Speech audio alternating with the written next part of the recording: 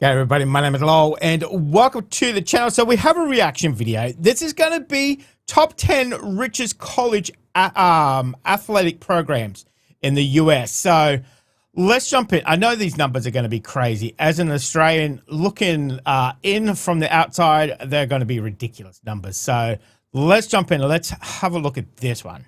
Do you think college sports are just about rivalries and school spirit? Think again. Behind every touchdown and trophy is a billion-dollar business empire. The NCAA pulls in over $19 billion a year. God. And some of the richest college programs... I knew it was, well, that's 2020, so it's probably even more now. 19 billion. Whew. make more money than entire professional teams. Today, we're counting down the top 10 richest college athletic programs, not by revenue alone, but by total valuation. Okay. These schools aren't just playing the game, they're running the game. Coming up first, a program that's about to take over the SEC, and their bank account is growing faster than you might expect. You won't want to miss this. Oklahoma just came off a big win from Alabama on the weekend. Good for them. Oklahoma isn't just preparing for the SEC, it's cashing in on the transition. The Sooners boast a football program that's consistently in national contention, and that means TV time, ticket sales, and high-stakes bowl game payouts. Their move from the Big 12 to the SEC has supercharged their value. Why? Because the SEC's media deals are absolute gold. Add to that a passionate fan base, a legacy of Heisman winners, and one of the most iconic brands in college football, and you've got a program that's already operating like a Fortune 500 company. Behind the scenes, donors pour millions into facility upgrades and recruiting pipelines. Oklahoma's not just changing conferences, they're upgrading financial weight classes. Next, we bathe another SEC Tennessee. Titan whose recent revival has the cash flowing again. So the first one was 928 million. That's a lot of bloody money. Whew. Especially after decades of waiting. 940. The Tennessee Volunteers are back. After years in the shadows, Tennessee's football renaissance under coach Josh Heupel has reignited fan enthusiasm, and with that, the dollars. Neyland Stadium, one of the largest venues in the country, has been packed again. That means more tickets, more concessions, and more merchandise flying off shelves. Their inclusion in the SEC guarantees lucrative revenue-sharing deals, while their iconic checkerboard branding helps push nationwide merchandise sales. Behind the scenes, donor networks have mobilized, spending big to keep the momentum alive. From new practice facilities to NIL deals for top athletes, Tennessee's athletic department is aggressively investing in long-term dominance. Next, we head to the Midwest, where tradition never dies. Nebraska. And neither does the cash. Whew. They haven't... I'm kind of... The first two, no big surprises. Nebraska, though. Okay. lifted a championship trophy in decades, but Nebraska's bank account doesn't seem to care.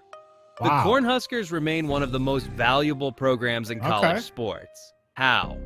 Loyalty. Nebraska has sold out every football game since 1962. Their fan base is massive, loyal, and willing to spend. They dominate in merchandise sales, alumni donations, and season ticket renewals, even in losing seasons. Their move to the Big Ten only added fuel to the fire. The conference's media rights deal is one of the biggest in sports, and Nebraska is a consistent benefactor. Throw in a strong presence in Olympic sports and elite wrestling, and the Cornhuskers are still printing money. Dang, that's okay. That's a lot of cash. Okay, now we got some Georgia. 950. The Georgia Bulldogs are living proof that championships bring cash. Back-to-back national titles under head coach Kirby Smart have transformed Georgia from a regional power into a national brand. TV appearances, playoff payouts, and surging merch sales have turned their athletic department into a financial juggernaut. Athens has become a recruiting destination, not just for players, but for sponsors and business partners. I tell you what, they got a real good shot of it this year to go all the way. They've been apart from that little hiccup with Alabama, but apart from that, they've been doing pretty bloody good. Pretty bloody good. The Bulldogs also benefit from their SEC ties, pulling in tens of millions annually from revenue sharing.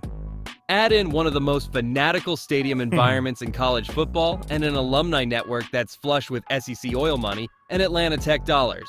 And Georgia's climb up the valuation ladder makes perfect sense. Up next, a program that doesn't even need a conference to dominate the money game. Notre Dame stands alone, literally. Unlike most programs, it's not tied to a conference for football. Instead, the Irish struck their own media deal with NBC.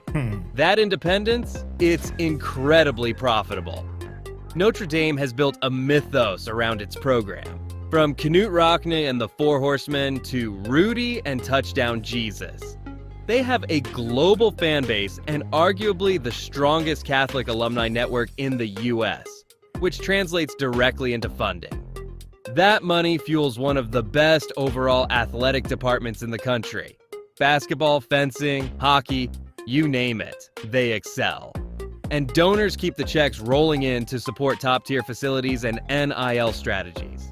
Next stop, Titletown, where Crimson reigns and winning isn't just expected, it's monetized. Wow. You can't talk about money and not talk about Alabama. The Crimson Tide have dominated college football for over a decade. And with every title, the dollar signs follow. Nick Saban built a dynasty, and the ripple effects are enormous. Skyrocketing applications, packed stadiums, insane merchandising, and recruiting that draws future NFL stars. Alabama doesn't just win, they profit from every win. SEC media deals provide the foundation, but what sets Alabama apart is brand value. It's a name that sells. Jerseys, hats, appearances, and documentaries. Everything associated with Alabama draws eyes and opens wallets. Up next, the team with the largest stadium in America and one of the biggest paydays to match. Okay. Oof, we're getting up to the billions. I kind of thought Alabama might have been in that range as well. I'm kind of surprised they were so high up in the list. Okay. Michigan is more than just maize and blue. It's a cash-generating monster with the largest stadium in the Western Hemisphere, the Big House, seating over 107,000 fans every Saturday. That stadium fills every single game. Combine that with elite academic prestige, deep-pocketed alumni, and a resurgence under head coach Jim Harbaugh, and Michigan's program is booming. Their merchandising rivals NFL teams, and their TV ratings are consistently among the highest in college sports. Add in the Big Ten's new media rights deal worth over $7 billion, and you've got a program that's not just winning on the field, but dominating on the balance sheet.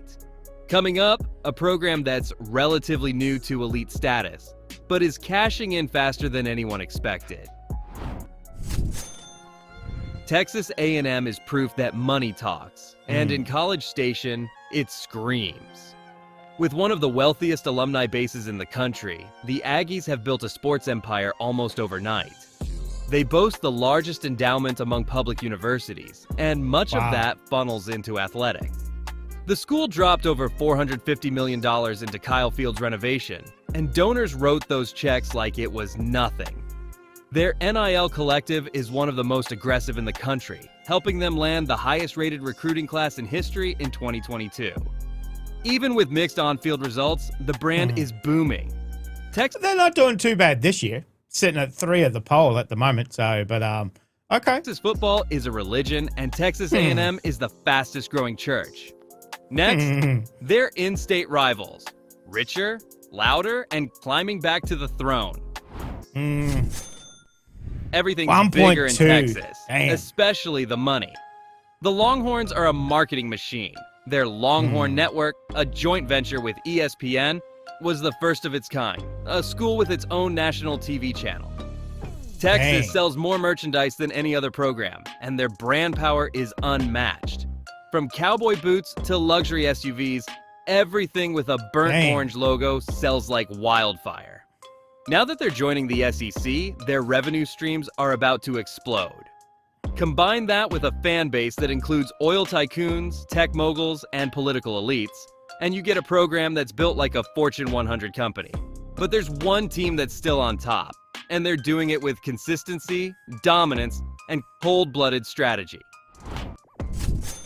1.26. Ohio State Wow. is the undisputed king of college athletics when it comes to valuation. The Buckeyes are a national brand with massive followings across the Midwest and beyond. Their football program is a constant playoff contender. Their basketball program draws millions. And their Olympic sports rake in additional revenue streams that many schools ignore. Ohio State has a monster stadium, elite facilities, a gigantic student body, and one of the most loyal alumni bases in America. The Big Ten's new media deals only pad the bottom line, and the school's aggressive stance on NIL means they're playing the new game at the highest level. This isn't just a sports program, it's an empire. Built for longevity, engineered for profit.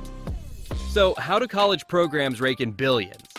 Start with TV rights. Power 5 schools earn $6 billion, $80 million annually just from media deals. Then there's ticket sales from 100,000-seat stadiums, bringing in tens of millions each season. Merchandise sales are global, with schools like Texas and Michigan moving gear like NFL teams. Apart from Australia, you can't actually get college football stuff in Australia. Due to some lawsuit or something like that, yeah, we can't get anything here in Australia. So everywhere else in the world, apart from here. Donor money, where alumni funnel millions into scholarships, facilities, and NIL deals. Finally, sponsorships. From locker rooms to stadium names, corporations pay top dollar for visibility. These athletic departments run like corporations. Athletic directors manage 9-figure budgets. It's no longer about amateurism. It's about ROI, market share, and building global sports brands. And this is just the beginning. So here's the real question. Is this still college sports or just pro sports with textbooks? We're witnessing a billion-dollar shift in real time. Hit that subscribe button if you want more breakdowns like this, and tell us in the comments, should college athletes form unions, or would that ruin the game? Let us hear your thoughts. With the amount of money they make, and now obviously, you know, college students in the NIL and making their own money as well, it is big business, big business. You know, you've thrown out billion-dollar companies, basically.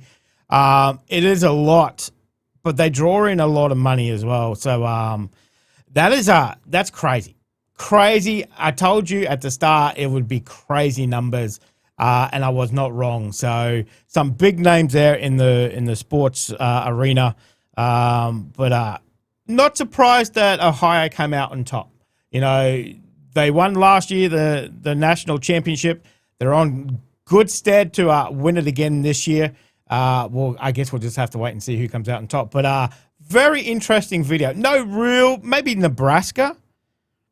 Maybe for me, maybe everybody else knows why they're there. But obviously, you know, they're still making money hand over fist.